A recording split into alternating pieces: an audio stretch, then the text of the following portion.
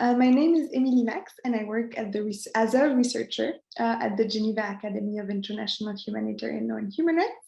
And it is my great pleasure to welcome you all online for this event.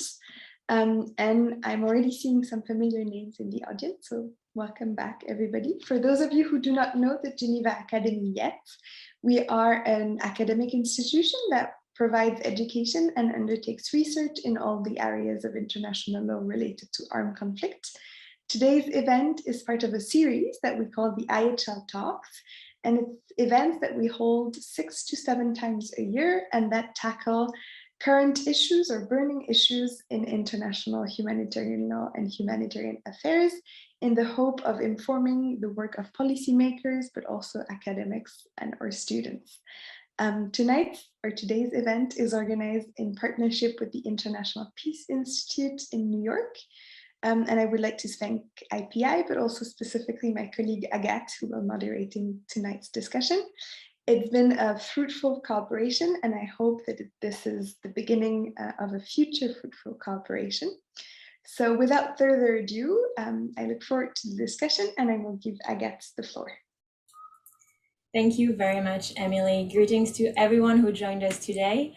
My name is Agathe Sarfati. I'm a policy analyst at the International Peace Institute in New York. It is an honor for me to work with the Geneva Academy and with you, Emily, on this important objective that is better bridging the UN systems in New York and Geneva on humanitarian affairs and human rights. UN Geneva and UN New York have grown with distinct entities since their establishment, leading the two UN capitals to develop separate identities over the years. And as we know, their main intergovernmental bodies and entities occupy diverse spheres of influence. Geneva hosts the Human Rights Council, the Human Rights Treaty body mechanisms. It is home to the Office of the High Commissioner for Human Rights, the UN Refugee Agency, and the World Health Organization, amongst others. And it is the HQ city of important humanitarian organizations that are outside of the UN system, but that are very relevant for our discussion today, including the International Committee of the Red Cross and Geneva Call, from which we will hear during the panel. In short, Geneva is without a doubt the human rights and the humanitarian capital. New York, on the other hand, can be regarded as the political capital of the UN, with the UN Security Council in charge of the maintenance of international peace and security, the UN General Assembly, and of course the UN Secretariat, with the Department of Political and Peace Building Affairs, the Department of Peace Operation, etc. While New York and Geneva have increasingly addressed international humanitarian law, humanitarian thematics, and context in their respective multilateral fora and entities, these two centers sometimes remain disconnected. But at a time when geopolitical dynamics are shifting, at a time when armed conflicts and humanitarian crises become more protracted, these two capitals cannot continue to grow apart. So today we'll try to answer a number of questions to analyze these dynamics. What influence do decision-making processes in New York and Geneva have on one another? How are similar humanitarian issues addressed differently by these two capitals? How does their approach to IHL diverge? And finally, how do humanitarian organizations and NGOs engage with these two UN systems? To help us address this question, we have an excellent panel composed of Verity Robson, the International Legal Advisor at the Foreign, Commonwealth and Development Office of the United Kingdom, Diarra Dim-Labille, Legal Advisor at the Permanent Mission of France to the United Nations in New York, Ezequiel Jefes, Senior Policy and Legal Advisor at Geneva Call, and Akshaya Kumar, Director of Crisis Advocacy at Human Rights Watch. Thank you very much to the four of you for joining us today. We very much look forward to hearing your varied perspectives. We will hear from the panel first, and then we will open the floor for Q&A with everyone in the Zoom room. So feel free to already start thinking of your question and writing your question in the chat box, and they will be addressed during the Q&A.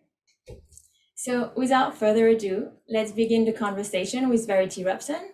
Verity was the legal counselor at the Permanent Mission of the UK to the UN and other international organizations in Geneva for nearly 4 years, and Verity has just returned to London as an international legal advisor to the FCDO. Verity is thus bringing a strong experience in humanitarian negotiation in Geneva, and now a perspective from Capital. Thank you very much, Verity, for joining us today. You have the floor.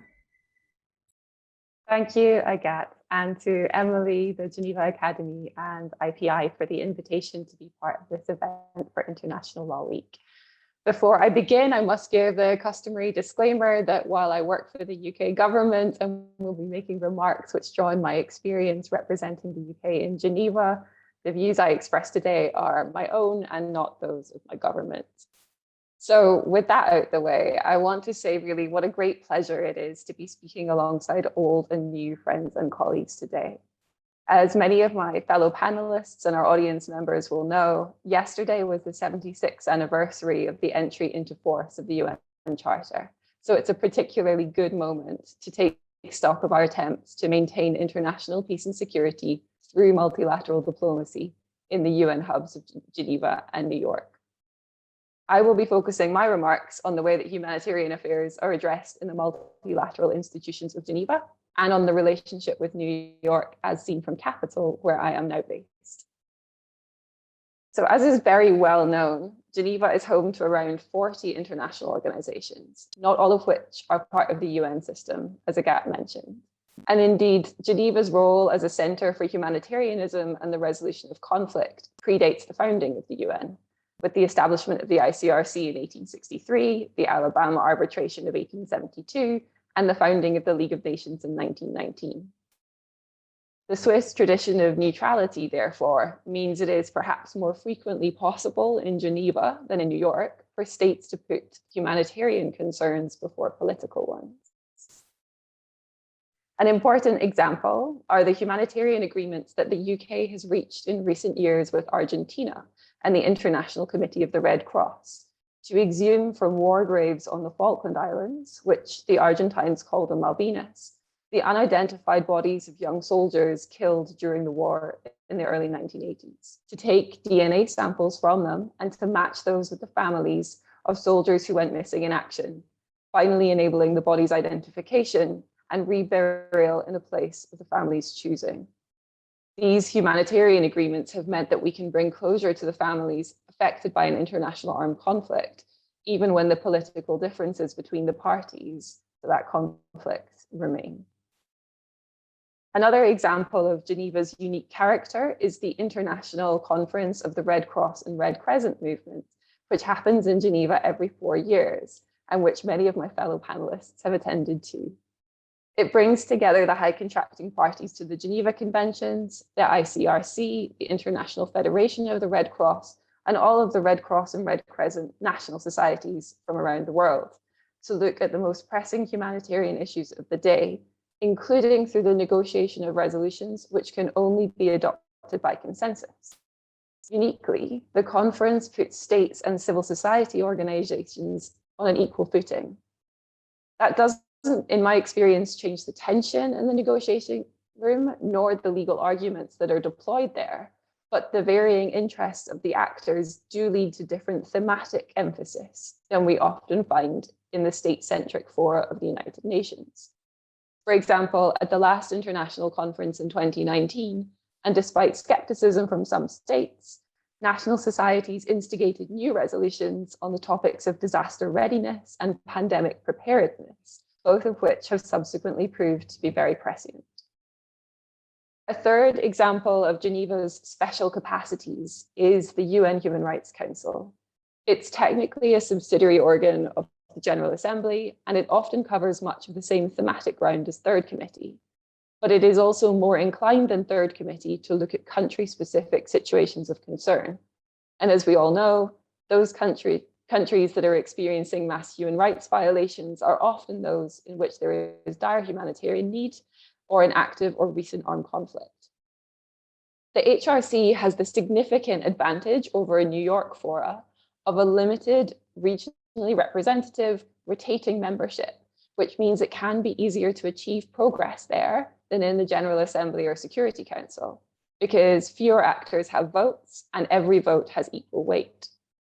As a result, the Human Rights Council was able to set up a commission of inquiry into Syria back in 2011, which sadly but necessarily remains in force until today. And in 2017 and 2018, the HRC was able to establish a fact-finding mission followed by an independent investigative mechanism to collect evidence of violations of international law in Myanmar, when action in the Security Council was politically impossible.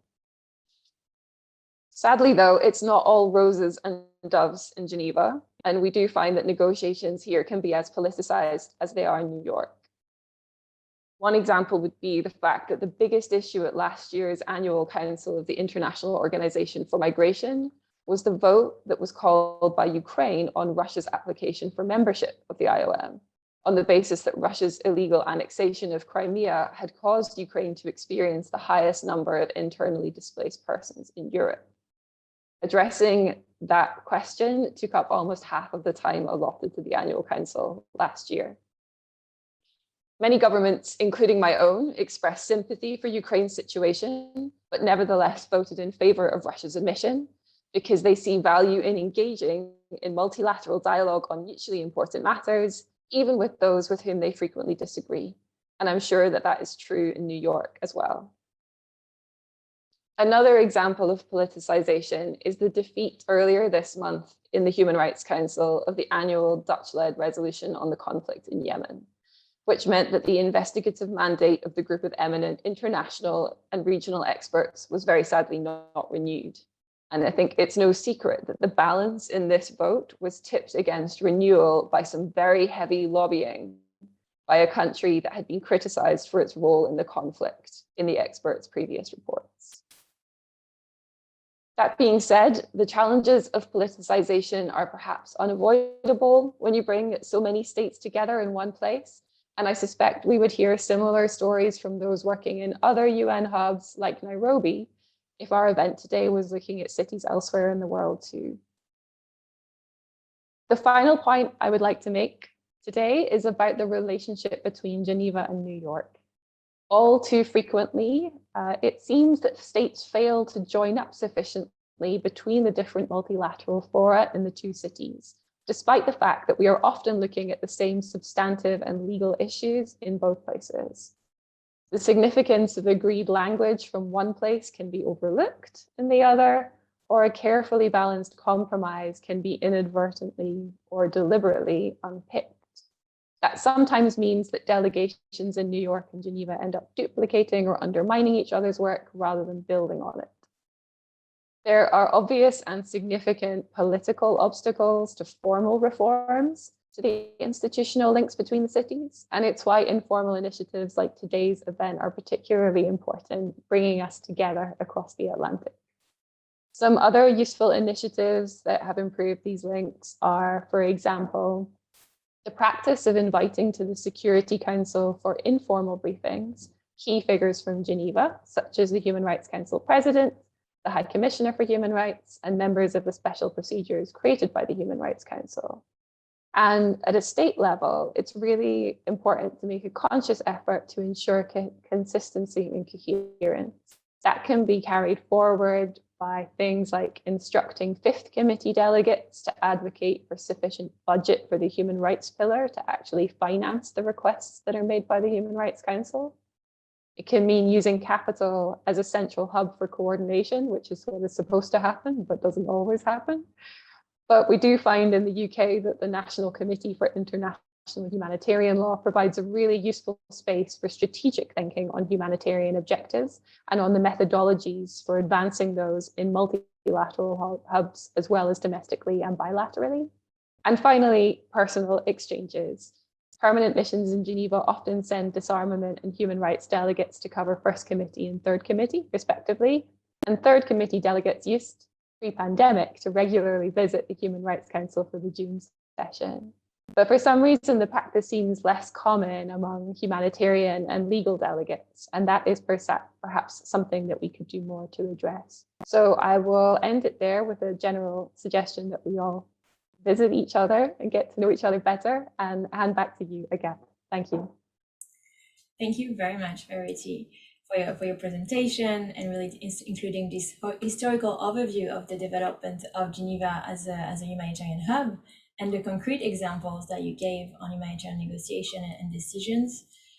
You highlighted some of their successes, some of the ongoing challenges, including politicization that exists also in Geneva, You mentioned of course, other regional capitals and hubs. You provide interesting insight also from your current seat at Capital and the risk of duplication that you've observed, but also the opportunities that exist for boosting complementarity across the intergovernmental entities. And very also happy to hear your invitation, and definitely this fora is definitely one where we can have more exchanges. So this is really good. We will now hear from another state delegate who has extensive experience in multilateral humanitarian negotiations, both in Geneva and in New York, Mrs. Diarra Dim-Labi, the current legal advisor of the Permanent Mission of France to the United Nations in New York.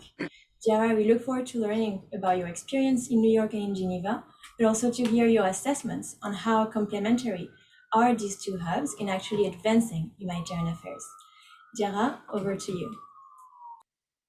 Merci beaucoup et bonjour. Really, thank you for organizing this. This is really, I think, important to use this week in New York specifically, because, you know, this is the International Law Weeks. So really, thank you thank you to Geneva Call and to IPI for this. Well, I must first apologize because, as I said earlier, we are facing a lot of technical problems. So all the note I've prepared is unwatchable for me, meaning that I will quite have to elaborate a bit without really having my field conductor, as we said. But also, not having my note will allow me not to repeat what Verity has already eloquently said. So again, thank you. And also, as said, I am speaking, of course, in a personal capacity and not expressing the position of my government. When I was thinking or preparing this meeting, my first thought that talking about humanitarian affairs at the end of the day is somehow a very broad and large topic, because saying humanitarian affairs by and large cut across several realities, where what exactly are we talking about? Are we talking about humanitarian affairs as an IHL, or are we talking about humanitarian affairs in a very broader sense, meaning the humanitarian head and assistance? If we look at those two aspects that are by and large what the meaning is, we know that when it's come to negotiation, there is absolutely no difference. Of course, when we're talking about that IHL, it is quite specific because we are talking here about Geneva Convention, we are talking about RCRC, we are talking about something really special. Humanitarian head or assistance is something quite different, because not different as such, but we are talking about something the RCRC, but also other organizations based in Geneva and in New York are dealing with. I am thinking about the UNHCR, because that also the topic when we're talking about humanitarian, the work, the UNHCR, and even the International Organization for Migration, somehow Geneva Call, and then OCHA in New York are dealing with. My experience in terms of negotiation is maybe the same thing Verity emphasized earlier. Complication, more difficult now than ever to really negotiate everything related to humanitarian affairs.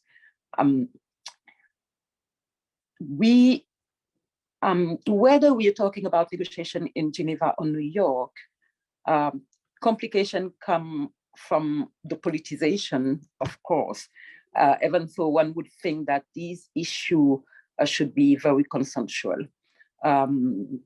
We see it in Geneva. I think that Verity will concur with me when we are negotiating the last conference of the RCRC.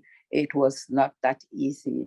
And we see it, some other colleagues, I think, online could witness it when we're talking about the UNHCR omnibus resolution And we saw it when we were negotiating the two global compact on refugees and migration.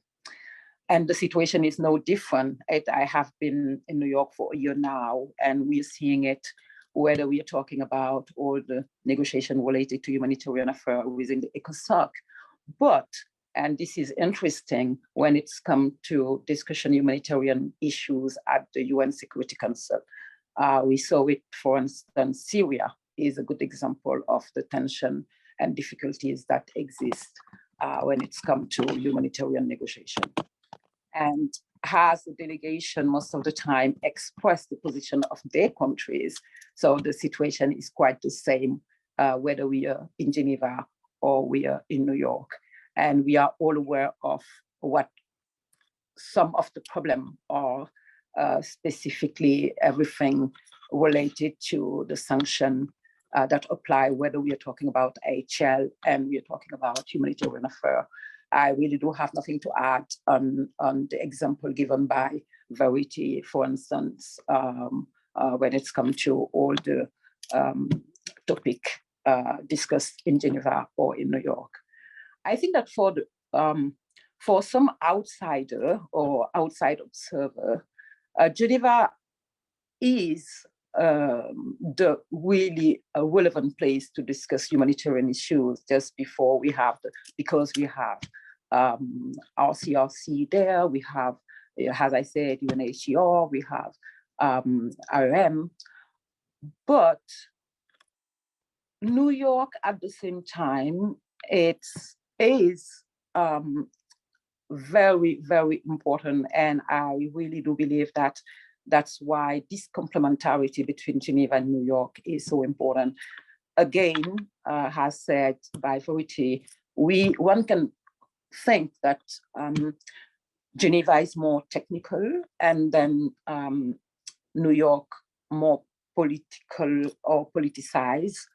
But at the same time, as I said previously, the politicization is not in a bad way or in a different sense, is now as obvious it is in Geneva than in New York. How to have this complementarity between Geneva and New York? I think that we already actually have it. In an institutional level, we see that all the institutions in Geneva have somehow an office here, most of them. It is a case for the RCRC, it is a case for a lot of institutions we are having there. Most of them come to New York in a regular basis to introduce their report or present their report or ask for support. And when I'm talking about the institutional level, I'm also talking, and sorry for having to forget that, all the NGOs that are very, very, very active on humanitarian, and we think that this is important. It's important. Here the thing, for instance, I have currently some colleagues in Geneva, coming from Geneva for the third committee, but they are more expert in human rights than in humanitarian affairs. So maybe we should push our own government and all the community, international communities and international humanitarian experts to really push on this. We are seeing that more and more. In a French mission here, we have an expert dealing with humanitarian, because we are seeing something very interesting, because even if humanitarian affairs is not the first mandate or the first, how can I say it, competencies of the UN Security Council, because it is related to peace and security, and we know that most of the humanitarian situation, even whether we are talking about humanitarian assistance or IHL, are dealt with within the Security Council, and it's really, really, really interesting.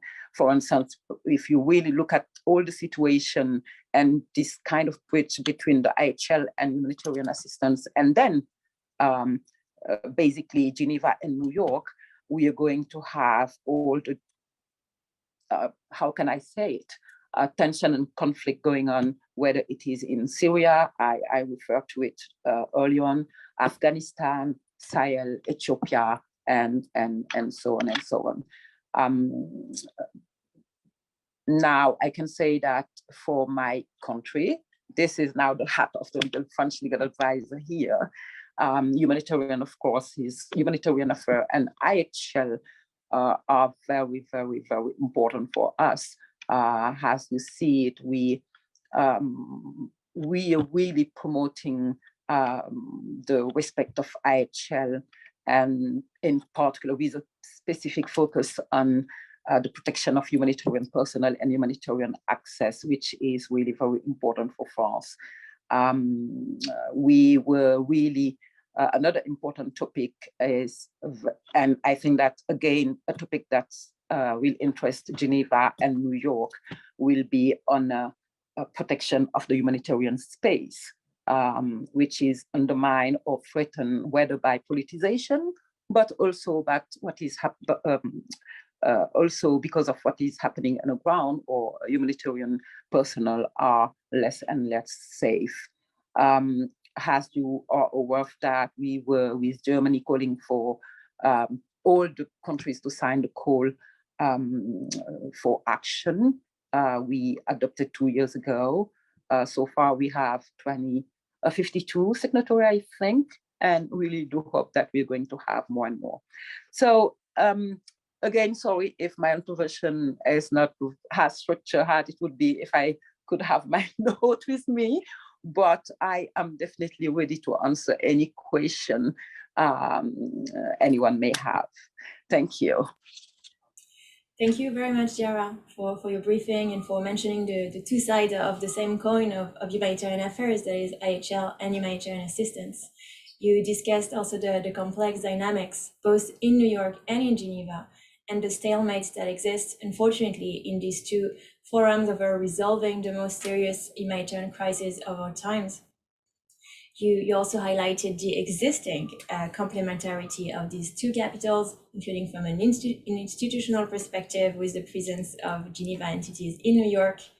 But you mentioned that actually this is most specifically on human rights, that this complementarity already exists, and you suggested to do more on humanitarian action, mentioning that actually the question of safeguarding humanitarian action has already come all the way to New York and is already widely discussed. We'll now move on to our third panelist, Ezequiel Jefes, who is Senior Legal and Policy Advisor at Geneva Call. Geneva Call is known for the important work it does with non-state armed groups to encourage them to comply with the rules of war. Ezequiel, you have extensive experience in Geneva and know the New York dynamics really well. You have spent some time examining the approach of these two systems. So Ezequiel, we very much look forward to hearing your analysis and perspective with concrete case studies that you will walk us through. So thank you so much, and you have the floor. Thank you very much, Agatha, and thank you also to IPI and the Geneva Academy for having invited Geneva Call to this discussion, which is quite relevant for a number of issues that I'm going to highlight in a few moments. I would like to say that, of course, Geneva Call's headquarters are in Geneva. We have participated on an ad hoc manner into New York discussions as well, that are either context related or topic related to some of the issues that we address. So we welcome very much this panel and this discussion. So I would like to share my screen because there are a few points that I thought it was better to put on a PowerPoint.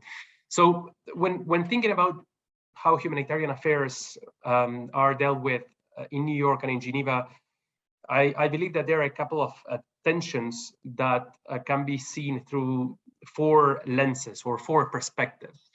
And so there are 4 perspectives that can be identified. So the first one is an institutional-oriented perspective. I'm going to develop this in a few moments.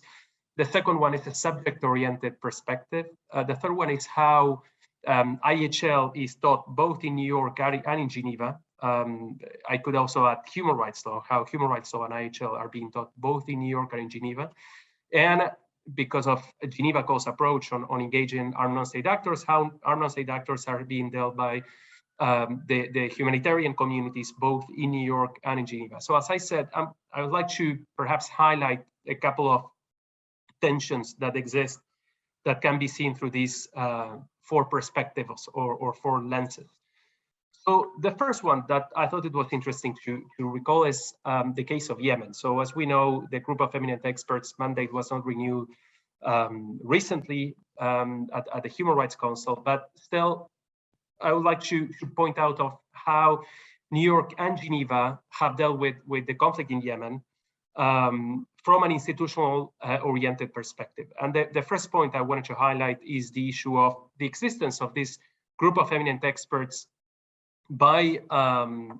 created in Geneva, but also the existence of a panel of experts created in New York in charge of dealing with the sanctions regime existing in Yemen. And it's interesting because they, well, again, until quite recently, both were producing public reports on the situation of Yemen. So their mandate is different, of course, because the New York-based or the panel of experts is dealing with sanctions, and the group of eminent experts, as I point here, among other activities, they monitor and report the situation of international human rights law, but also they should carry a comprehensive examination of the violations of international human rights law and other applicable fields of international law since September 2014. So the mandates of both institutions are different, but it's interesting because when we see the reports of the panel of experts, we see that there's also issues related to international humanitarian law and international human rights law.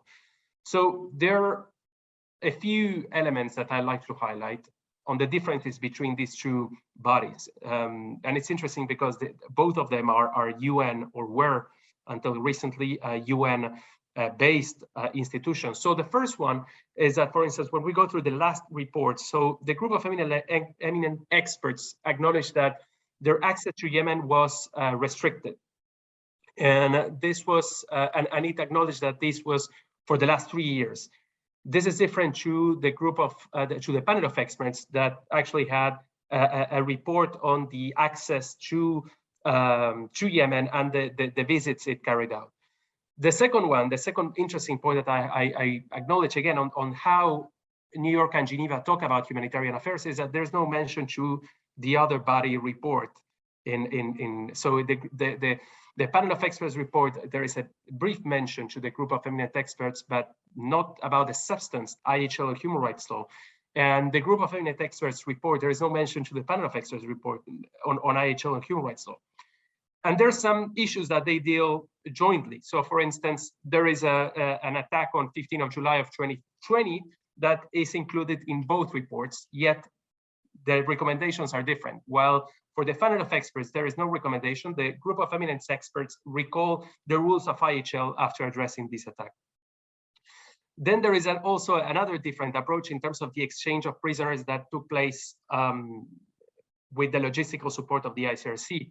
So just to give you, this is just an example of how both institutions, again, both UN institutions deal with such an issue. So for the group of eminent experts, there was a positive development of the exchange of more than 1,000 prisoners. And then for when we go to actually to the group of experts, to the panel of experts, there is also more information saying that they were able to interview some of the former detainees who actually claimed that, you know, they were subject to severe torture and to denial of medical care and to other possible violations of international law. So again, different perspective, institutional perspectives to humanitarian affairs, both in New York and in Geneva.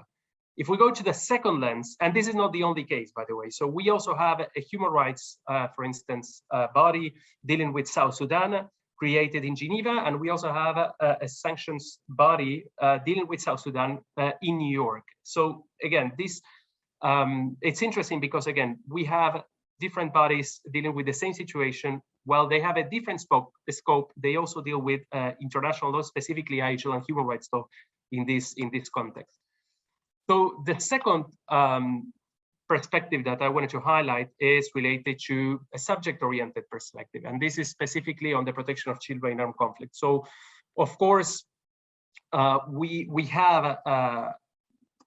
say that you know, the engaging engagement with parties to the conflict on international humanitarian law and international human rights law is mostly done by humanitarian actors based in Geneva. And I'm saying this because, of course, there is the ICRC that engages all parties to the conflict, and Geneva Call deals with non-state armed groups on different thematic humanitarian issues. But in New York, there is a system, a framework that was created in terms of the protection of children. And what they do is actually they monitor the violations, actually the commission of one or more of these 6 grave violations that are listed here. And what they do, the Secretary General, every year, he publishes a list of states and non-state actors that commit one or more of these 6 grave violations. And this is just an example of the last report. And this system allows the UN to engage with state and non-state actors on child protection issues. And the interesting aspect of this is that it is not just about human rights law, right? I mean, it's not just about the use and recruitment of children that actually they take the standards of human rights law, but also about attacks against hospitals, for instance, or against schools under an IHL paradigm. The third lens through which we can see the differences and the tensions between New York or Geneva, and how actually when we just see how IHL is being taught in both places. So this is a preliminary analysis, but in Geneva we have specialized institutions dealing with the teaching of IHL. We have the Geneva Academy that is hosting this event together with IPI. We also have IHL courses at the Graduate Institute. We also have the ICRC doing courses for humanitarian professionals, doing courses for diplomats, doing courses for professors of international humanitarian law from all around the world. We also have other IHL courses, such as the summer course at the University of Geneva.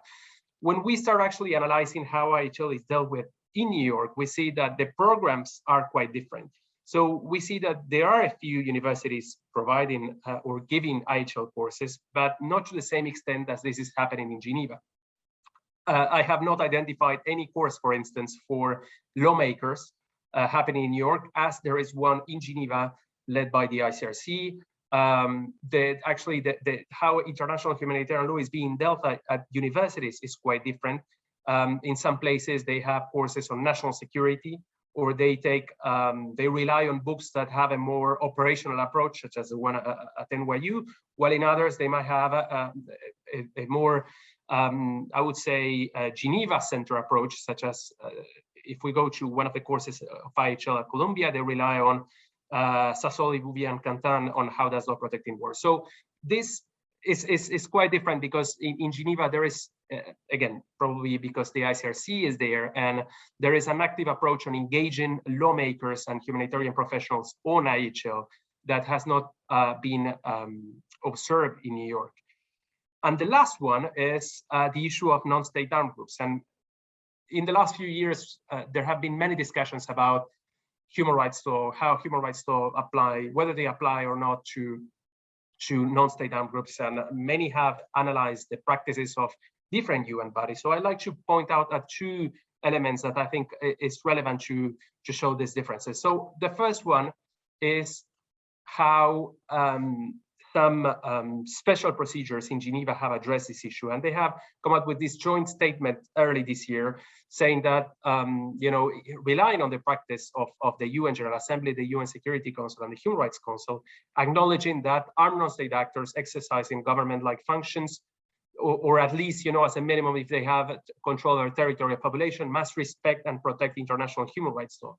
So this is something that should not be seen in isolation. There have been other statements by UN bodies based in Geneva in this regard, and if we see the different commissions of inquiry, they also have addressed the behaviors of armed non-state actors through the lens of human rights law.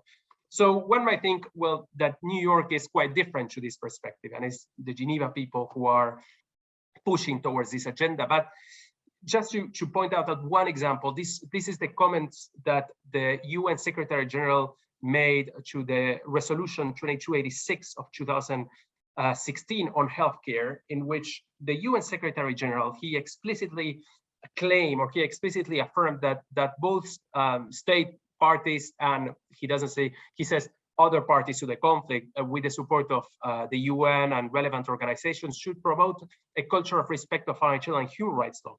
And to that effect, states and to be precise, the text says other parties to the conflict should undertake program activities on the protection of healthcare in armed conflicts. So there is also some, I would say, a common approach, or is moving towards a common approach between New York and Geneva on the importance of dealing with armed non-state actors on humanitarian issues. And this is something that, of course, needs to be acknowledged. So I think my time is up. Thank you very much. Thank you very much, Ezequiel, for this topical approach. Very interesting to learn about the contrasted ways the intergovernmental bodies in New York and Geneva approach humanitarian problems with these concrete case studies, including the approaches to IHL by the Human Rights Council and the UN Security Council on Yemen, the different approaches to protection of children in armed conflict. You also, you raised very interesting point there on which we can go back during the Q&A. You also pointed to the influence of academic centers on which humanitarian decision, the influence of academic centers on humanitarian decision-making and policy. And finally, your insight about engagement with non-state armed group and the way it is acknowledged and promoted, mostly in Geneva, but increasingly in New York, is also very important. So thank you for that. Last but not least, we are turning to Akshaya Kumar, the Director of Crisis Advocacy at Human Rights Watch, who will share insight on the interaction of Human Rights Watch with UN entities and multilateral forums in Geneva and New York, the way the engagement and the response to this engagement differ in these two hubs vis-a-vis human rights in crisis situation. We'll then move to Q&A, so please feel free to start writing your question in the chat box. Thank you so much for joining us, Akshaya. The floor is yours. Thank you so much. And it was really a privilege and a pleasure to hear all of the remarks up until now. And so I'll try in answering your questions, I guess, to also refer to some of the very important points which have been raised by the other panelists. As Human Rights Watch, a civil society organization responsible for doing advocacy, we have to be strategic ourselves in how we engage both of these hubs and institutions, the institutions in New York and Geneva, to see how we can best serve the interests of affected populations and of victims, and which mechanisms and which tools and which fora are best suited. So from our perspective, our analysis identifies differences in each capital, and we seek to adjust our approaches based on these differences. One of the most obvious differences is that of timing. In the case of Geneva, you have 3 periods of the year with very intense activity at the Human Rights Council. And this timing allows for a sense of urgency during those moments of negotiation. Of course, there is the opportunity for special sessions to be called, or even for special debates to happen within the context of a session, but there's also a schedule, an expectation of when we will tackle a country like Yemen, when we might hear from diplomats who would come together around issues like Sudan, and a limitation of agenda. Some countries do not fall within the HRC agenda, and it is very difficult to push them on. In contrast, in New York, with the pace of Security Council meetings, or even that of the General Assembly, you have more opportunity to bring forward topics, for example, in the any other business format of the Security Council, or in the case of even broader agenda items like peace and security in Africa, which can be used to talk about Ethiopia. And so a very operational question comes up. We're going to see in the next few days a joint report of OHCHR and the Ethiopian Human Rights Commission that looks into IHL violations in the context of the ongoing civil war in Tigray, but also in Afar and Amhara regions of Ethiopia. This report will be made public in early November. We know that the Human Rights Council itself has ended its work for the year. And so the next Human Rights Council opportunity to address and pick up this issue would only come in March.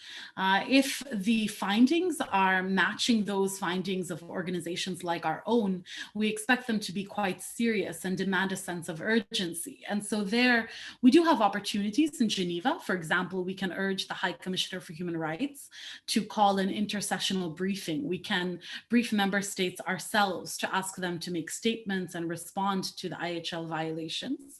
But in contrast, just coming to New York, we also have the opportunity to try to build a bridge and say, well, now that this finding has come from Geneva, what will diplomats in New York do? How will they take this up? Will they bring it up in the Security Council or elsewhere? I think this opportunity for real-time response also exists in the context of the third committee. For example, on the file of Myanmar, I've dealt with the issue of a country-based resolution coming from Geneva and being a particular content that was negotiated. And then even a few weeks later, a situation evolving on the ground in Myanmar, for example, in the case of the Rohingya, where we would want the resolution that was adopted in New York to be quite different, to recognize the situation as it's evolving. And so here again, timing plays an important role for advocacy. Another constraint or difference that we can observe as advocates between Geneva and Myanmar, between Geneva and New York, is that of mandates. So one of the great challenges, I think, is imposing consequences on violators of international humanitarian law. For example, those responsible for obstruction of delivery of humanitarian aid or for war crimes. And we heard earlier from the speaker about the challenges with the delivery of assistance in the context of humanitarian crisis. This is something that's discussed in Geneva, and the importance of safeguarding humanitarian actors is of great priority. But there's a tool that exists in the context of New York to respond to this. And Ezekiel mentioned the panel of experts for Yemen. And this panel has actually been called upon by the Security Council on multiple occasions to provide special flash briefings on the obstruction of humanitarian assistance, blockade of Yemen, and in fact, attacks on humanitarian workers. And it's not just the Yemen panel of experts. All of the sanctions committees of the Security Council have these panels of experts for DRC, for South Sudan, for Darfur. And these experts do have unique access, and they also have the ability to make recommendations for individuals to be sanctioned. And so that tool exists to actually create a consequence for a violation, because if the Security Council took up that recommendation and did sanction actors, as they have done in the case of the Central African Republic, then you can actually have a violator face a consequence for a violation of IHL outside of a judicial process through the Security Council's process itself. This point has already been mentioned, but I think it's worth underscoring. Verity flags the importance of Fifth Committee diplomats being brought in to support resourcing the mandates which are created in Geneva. And as a human rights advocacy organization, this is something we increasingly feel like we have to take on as well, because a beautiful mandate can be written and negotiated, but if it's not appropriately funded, it will be very difficult to make that work happen in a way that's responsive to the needs of victims. And so resourcing happens in New York, even for decisions that are made in Geneva. The fourth issue I wanted to raise is the one that has come up in all the speakers' presentations, which is political constraints. This is the elephant in the room, but I wanted to flip it on its head a bit, which is that I think these political constraints exist in both environments. The example was made of how it was possible to establish a fact-finding mission for Myanmar in Geneva and eventually also establish an investigative mechanism to collect evidence of war crimes there. But we cannot ignore the fact that for Syria, the IIIM had to be created through the General Assembly, through a vote of the General Assembly, and then had to be funded by voluntary contributions because of the inability to make things move forward in Geneva, because of the constraints of what the COI was able to do and the need that we saw in Syria itself. We know, of course, for some files, for example, Israel and Palestine, it's almost impossible to have any concrete action come from the Security Council due to vetoes, especially the US government veto. And so in that case, Geneva is the fora where we can see progress forward. And this year we had a commission of inquiry established through Geneva that's innovative in the sense that it was not merely reactive to the situation in Gaza, but also looks at the structural issues that exist across areas under Israeli control, including the occupied Palestinian territories in the West Bank, and also the situation of Palestinians who live within the state of Israel itself.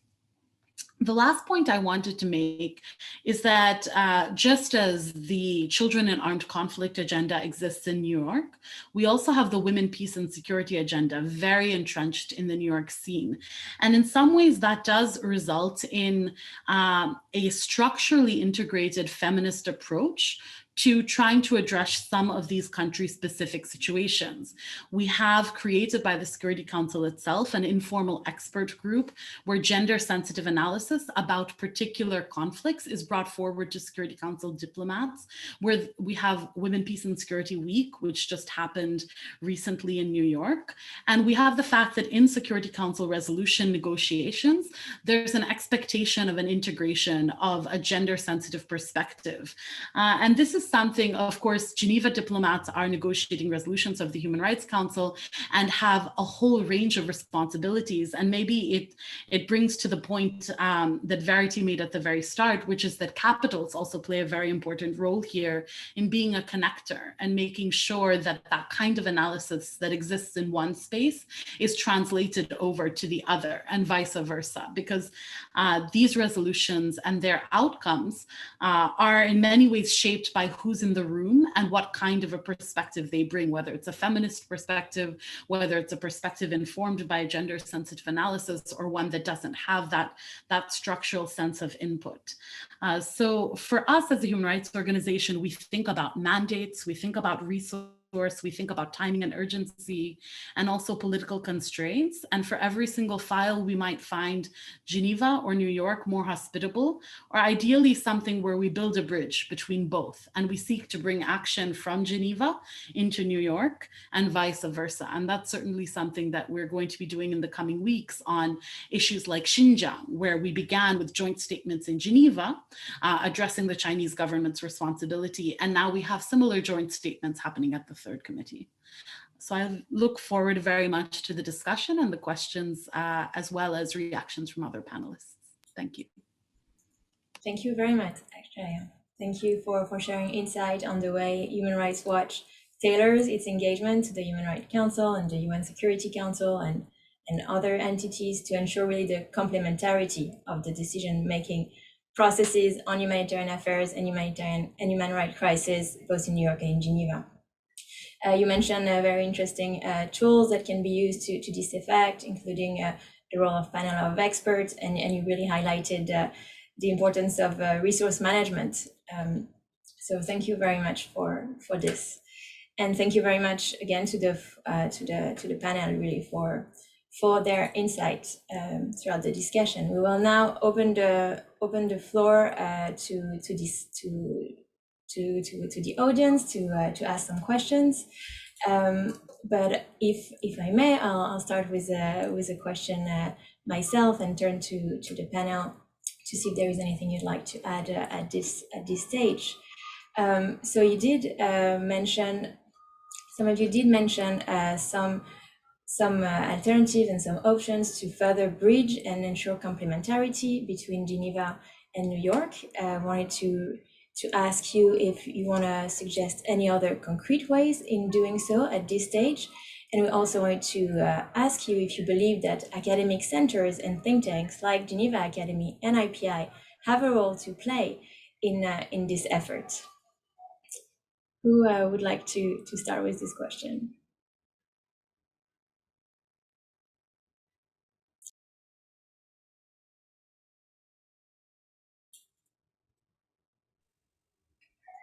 Tiara? Okay.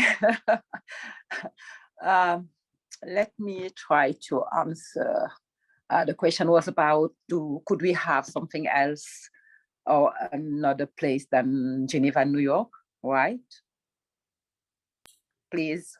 Right, is about further what could be done to ensure more complementarity between the two capitals, and if you believe that academic centers and think tanks like ours have a role to play in this effort. As I said, to start by the end, of course, academics and civil society has a crucial role to play.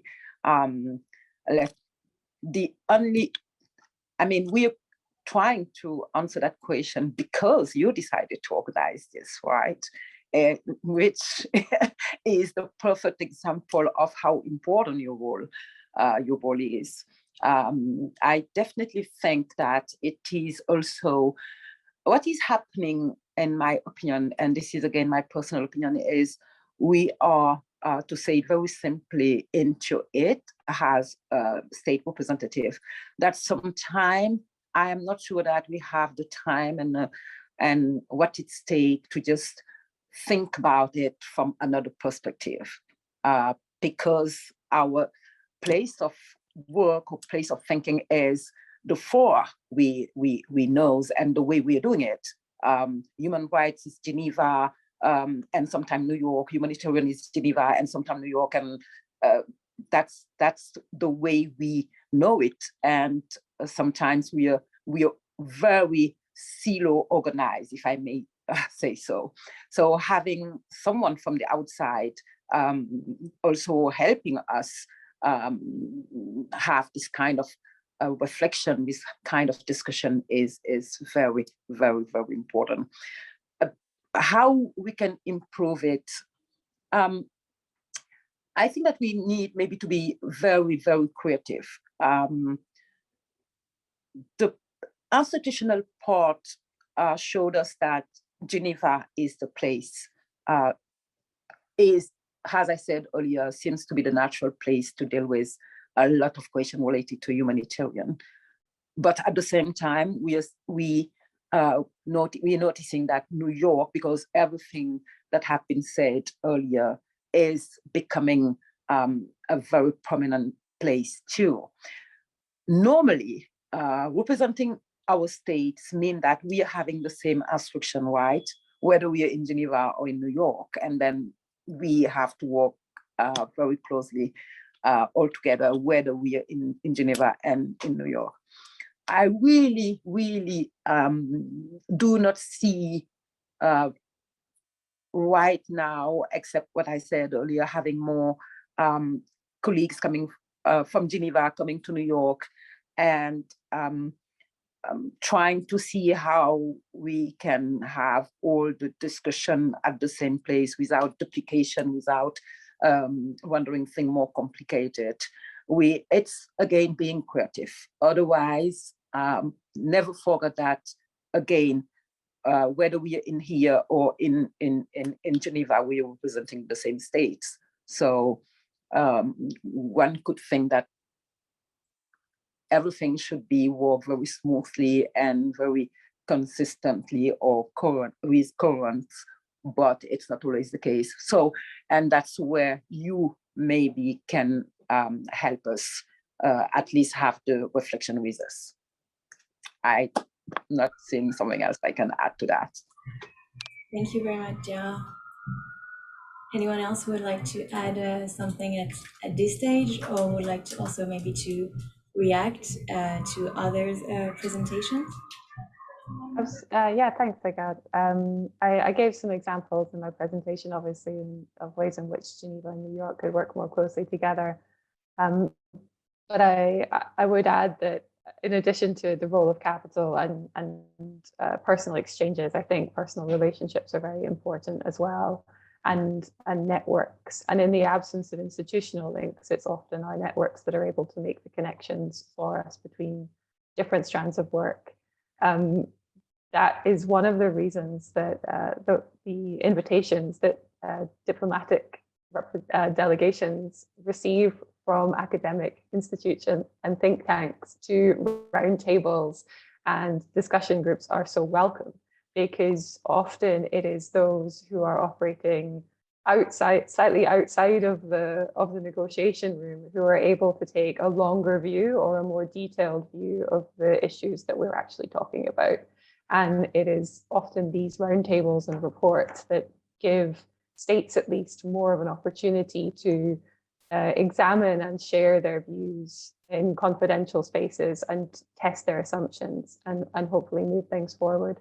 So I would very much encourage those sorts of initiatives from academic institutions and think tanks. They're always very welcome. Thank you very much. if I could come in and add a couple thoughts, I think that one of the structural opportunities that we have to create a better linkage between Geneva and New York is not just the opportunity of individuals who might come and visit, but the institutions themselves creating space for one another. One very obvious example of this practice is invitations by the Security Council of the High Commissioner for Human Rights to brief in a formal session, or also for mechanisms created by the Human Rights Council, whether they be the independent mechanism for Myanmar or the Commission of Inquiry for Burundi, or the Commission on Human Rights for South Sudan, given the opportunity to brief council diplomats on their major reports and findings, because they do have a different sense of access and they do have their own analysis. They also have a different freedom to speak to the issues, and that analysis would be very important for Security Council decision makers to really be confronted by those realities. And I think equally the work of the panel of experts would be bolstered itself if it was able to benefit from this analysis, and also for those experts to be able to bring their work into the Geneva scene. I think sadly one of the biggest examples of Geneva addressing the panel of experts was the killing of Zaida and Michael, who were two experts who were dedicated to documenting violations of the sanctions regime in the Democratic Republic of Congo. And upon their murder, that topic was brought to Geneva, but we should be able to have the issues faced by panels of experts addressed more systematically through Geneva processes as well, because they really are at the forefront of safeguarding humanitarian action. And so I think a part of this is absolutely personal, but I think a part is also for the institutions to make sure to accommodate one another in a better way. Thank you very much. We will turn Ezequiel. Yeah, no, just two quick thoughts. I mean, with respect to the role of academia and civil society, I think this is key, to be honest. I mean, I think in Geneva, I know a lot of people who have worked for permanent missions and have taken the executive master at the Geneva Academy, for instance, or they're former students from the Geneva Academy or from the Graduate Institute, or they have taken the ICRC courses, and whose professors are sometimes from the Geneva Academy or the Graduate Institute. So I think in Geneva, there is kind of a humanitarian community being built from the academic sector, and which I haven't identified in New York, but perhaps it exists, but I haven't seen. So this is something that it could definitely be strengthened, and is a dialogue that it could actually be taken up from an academic institution in New York or from a civil society organization. I mean, I'm not saying that there are not IHL discussions behind the scenes. I'm saying that from the purposes of increasing the knowledge of the diplomatic community dealing with IHL in multilateral affairs here in New York, that could something that it could be actually welcome. And the other point that I think it is key is, for me, the case of DRI is a great example. Is a person who has worked in Geneva at the multilateral level, and now is in New York discussing also at the multilateral level. So these dialogues between Geneva and New York can take place when thinking about people who have been based in one city and then move to the other and then come back. And this is something that obviously that DRI is very well aware of the discussions that have happened in Geneva for the past few years, and now is participating in discussions in New York. So how all her Geneva experience is feeding on her current experiences in New York. I think that is also quite important.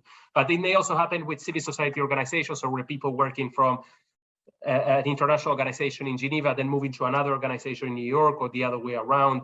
This is something that it hasn't been so much explored, but it needs to be. I know that some members of panel of experts, they have worked for other humanitarian organizations in the past. So again, it is a dialogue that happens, but it hasn't come yet to the forefront of the discussions. Thank you very much. We have two questions from the floor. So the first one is from Dominique. We spoke, of course, about Geneva and New York today, and Nairobi was also mentioned. And the question of Dominique is, do you believe that there is a requirement of making a new humanitarian hub apart from Geneva and New York? So this is the first question. And the second question is around how do political tensions between specific states affect work in New York? So if I understand correctly here, it's really about political tensions that exist at a bilateral level, which may impact the work, I understand the question, of the United Nations in New York, and whether another neutral place could be found for certain of those discussions. If I may interject and actually extend the last question, Agathe, in addition to tension between certain states and how that impacts the work between Geneva and New York, we can maybe also speak to how the decision of the state hosting the UN to have sanctions against certain individuals can actually impact their work within the UN. And I'm speaking specifically of the decision that the US had taken against former prosecutor Fatou Bensouda, which would have prevented her from visiting. Thank you, Emily. Any of our panelists would like to answer those points?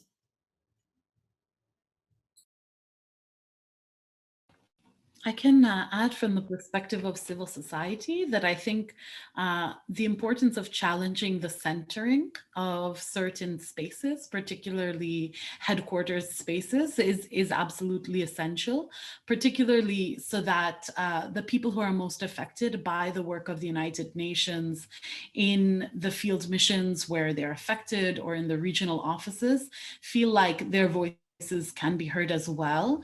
And there have been some structural attempts to do this. I think the most obvious one is the visiting missions that Security Council diplomats undertake, as well as the VTC opportunity for civil society briefers to brief and take space inside the Security Council itself, even if they cannot physically travel to the location.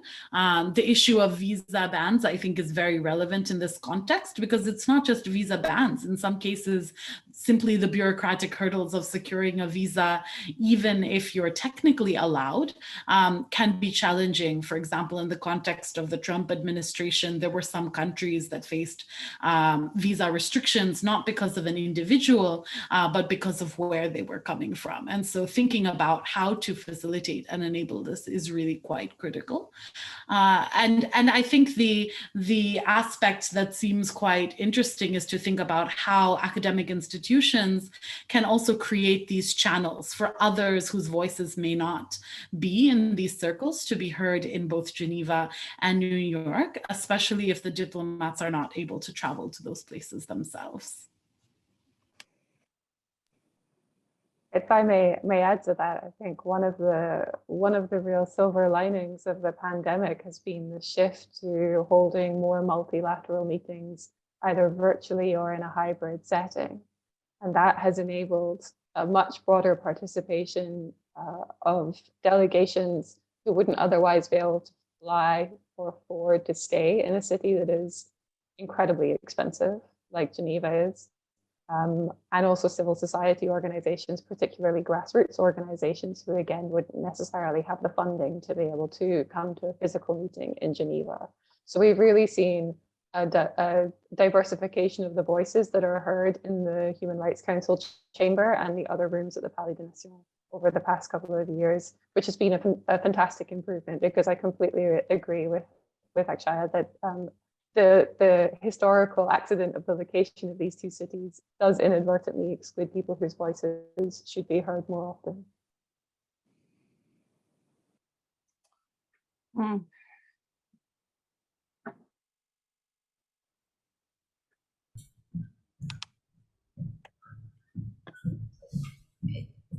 Would anyone like to add anything on those 2 points?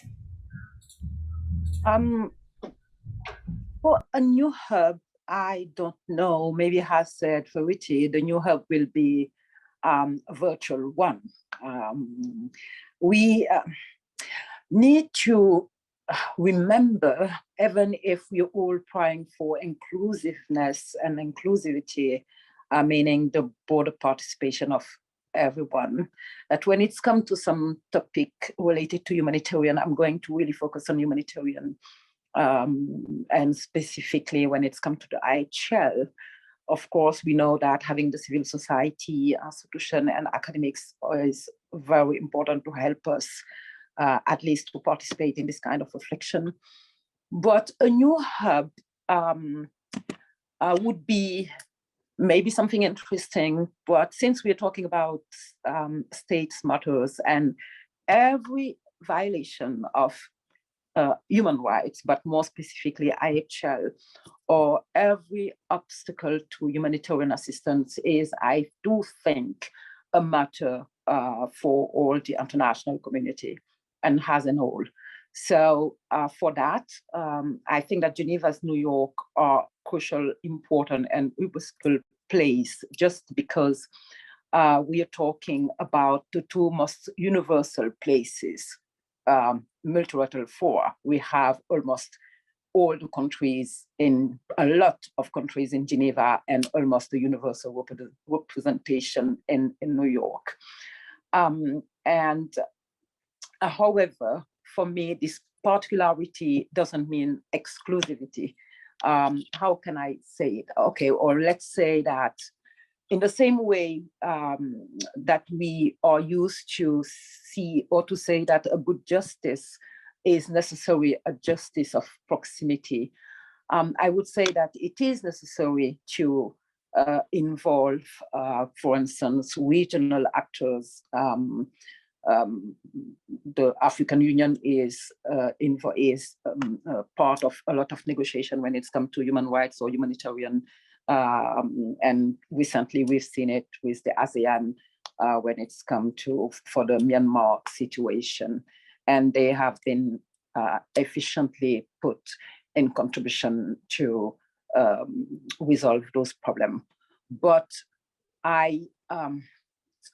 and maybe it's just my limitation, or maybe I'm being too conservative, but I really do think that except for a virtual hub, we should really keep those two places, to preserve at least the particularity of New York and Geneva. And not because I'm not saying that we should do it more closely to the area. It's just about the universality of representation and the fact that those questions are should be at least a concern for the international community as a whole, if I may add.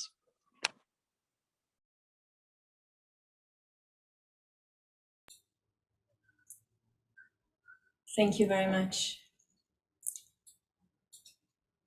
And very much, I mean, we saw that often, for instance, Ezekiel, understanding the role of Geneva Call, you've often actually brought the field to Geneva to discuss with delegates on the question of non-state armed groups. Is this something that you would like to specifically refer to? I mean, of course I can. I mean, I think I can share a bit of our experiences. So Geneva Call at the beginning was mainly a Geneva-based organization, and then at some point there was a decision that I think it was the correct one to start having more field presence. So we have now field offices precisely to be able to follow up on a regular basis, on a practically daily basis, on what's going on in different conflict settings, both with respect to the behaviors of armed non-state actors, but also on what's happening with the communities living there. So this is obviously a priority for us. I don't have a strong opinion on whether there should be another hub, or because this is something that is a bit, it exceeds our scope, but for us, of course, having a presence being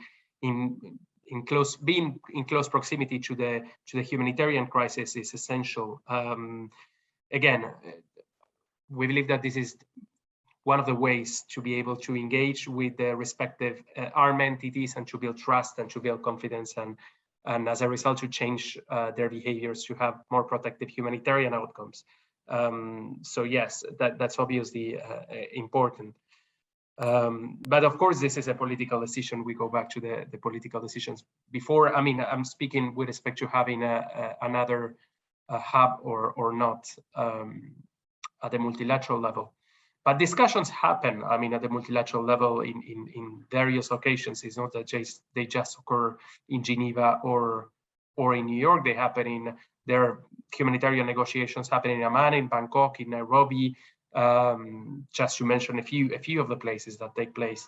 And this is something that has to be mentioned. Thank you very much for your insight on that. We still have a few more minutes to take another round of questions from the floor if you're interested. Looking at our participants in the virtual Zoom room, if you want to ask a question to our panelists or react to any of those points, this is still the time. In the meantime, I'll ask also the panelists after this after we'll take the last question to also provide some last thoughts. So we'll do a last round of among the panelists. But we have a question from Luciana Wozniak to Ezequiel on the question of engagement with non-state armed groups. It's an interesting question. No, go ahead. You wanna? Should I read it or? Sure. No, on the issue of engagement public, I guess. how it is. Everyone can read it. Yes, go ahead. On the way this engagement is seen both in Geneva and New York, and whether there is a big difference in acceptance to this engagement. It's an interesting question. I mean, when I was thinking about the presentation, I thought about this, and this is why I brought the example of the SRSG that is based here in New York.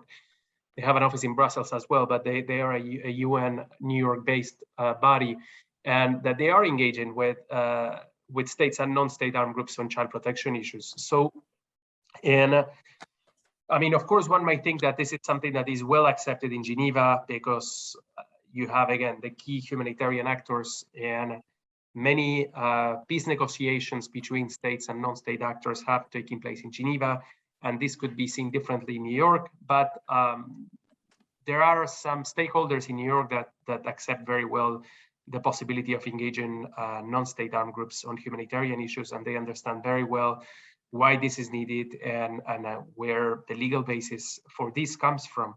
So I wouldn't say that there is such a big difference based on my very limited experience engaging with New York-based actors. Again, this is why I brought the examples of the SRSG and the UN Secretary General, and there are other public reports, for instance, on the protection of civilians that is also published every year, that is very much in favor of engaging non-state actors on humanitarian issues. So again, I think the main difference is that in Geneva, discussions about engaging all parties to a conflict take place very often. But if we actually go to the text of the Security Council resolutions dealing with non-international conflicts and the applicable law, on many occasions it says that all parties to a conflict have to respect IHL and human rights law, or all parties to a conflict have committed violations or abuses to the legal framework. So the issue of non-state armed groups has gained a lot of attention, so I would say, both in New York or in Geneva. And in both places, there has been a call for engaging these entities. Yeah, thank you. Thank you very much. So we'll hear a really last word from our panel before going to a close. We'll start by Akshaya, and then Ezequiel, Dia, and then Verity for last words. Akshaya, if you're ready. I think this has been a really valuable discussion, and so I just wanted to thank both the Geneva Academy and IPI for bringing us together and having this opportunity to dig into these issues. For me, one thing that I'll take away from this discussion is that there's a way here to think about what we find that's useful personally as far as connections. An individual who's worked in both capitals has a unique insight that someone who hasn't had that opportunity, and how to make it structural and institutional so that it's not dependent on the serendipity of a friendship or a posting, but on an institution that supports that kind of connection and collaboration and sharing. So I look forward to taking that forward. Thank you, Ezekiel. Thank you very much. I mean, just to echo what has been said, of course, this has been a great opportunity, and I think more of these discussions between Geneva and New York should take place. So I welcome this event very much. Thank you. Thank you so much. Diana? Very, very briefly, really thank you again to Geneva Academy and IPI, because I really do think that this is very interesting. For myself, I will continue to think about it. And I still do think that it would be an easy way or to really build a bridge between Geneva and New York, and we will let's keep this ongoing and alive and think about it. And I'm looking forward to have another discussion, whether bilateral discussion with all of you or in some kind of other fora, but we really need to keep this going, because at the end of the day, the efficiency of what we are doing depend also on having this kind of, again, consistent and coherent position everywhere. Thank you. Thank you very much. Verity. Thanks. I think I'll end where I began, which is to emphasize, of course, the need for institutional as well as personal endeavors to bridge the divide between the two cities, but also to observe that politicization can sometimes be our friend. I think Akshaya and Ezekiel and Diara all gave examples of resolutions and achievements that have been possible in one city while not possible in the other.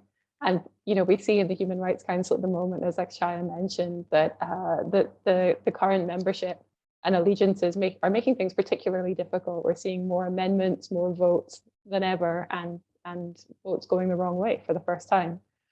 So perhaps we need to take advantage of the flexibility and the fluidity of these institutional links to enable us actually to advance our humanitarian objectives in whichever city is providing the most favorable conditions to what we are actually trying to achieve at this particular point. But thank you again for the chance to reflect on these issues, and for the invitation to speak alongside such brilliant people today.